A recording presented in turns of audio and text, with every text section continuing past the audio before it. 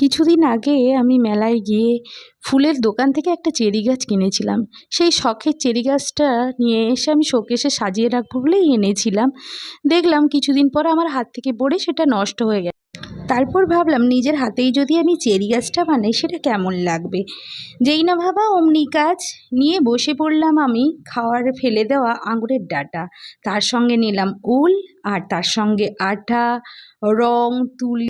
এবার আমি কি করব, উলগুলোকে একদম ছোট্ট ছোট্ট করে কেটে নেব। এটা সবুজ উলটাই নিয়েছি।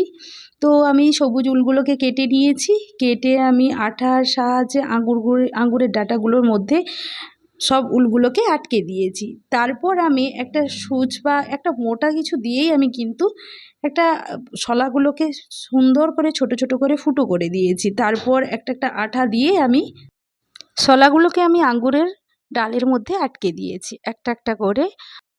চেরির ফলগুলোতে আমি লাল কালার দিয়ে দিয়েছি। আমার কমপ্লিট হয়ে গেল চেরি গাছ। আর এর আগেও আমি একটা ভিডিও পোস্ট করেছিলাম এই আঙুরের ডাঁটা দিয়ে। তো সেখানে দেখলাম আপনাদের অনেক ভালোবাসা পেয়েছি।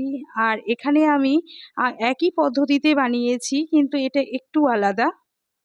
এখানে আমি সুপার ক্লেও ব্যবহার করেছি। এই সুপার ক্লে দিয়ে আমি ক্যাপটার ওপরে ভরাট করে দিয়েছি। সেখানে যেটাতে ফাঁকা ছিল ওটা ভরাট করে আমি এই চেরি গাছটা যেটা রেডি করেছি, ওই চেরি গাছটা আমি ওখানে বসিয়ে। এবার থেকে আপনারাও আঙুর খেয়ে আর ডাঁটা ফেলবেন না। সেই আঙুরের ডাঁটা দিয়ে আপনারাও এইভাবে চেরি গাছ বানাতে পারেন।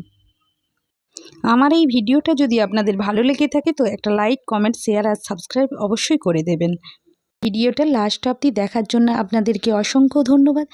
ততক্ষণে সবাই ভালো থাকুন, সুস্থ থাকুন, টেক কেয়ার, বাই বাই। দেখা হচ্ছে আপনাদের সঙ্গে নতুন একটা ভিডিও নিয়ে।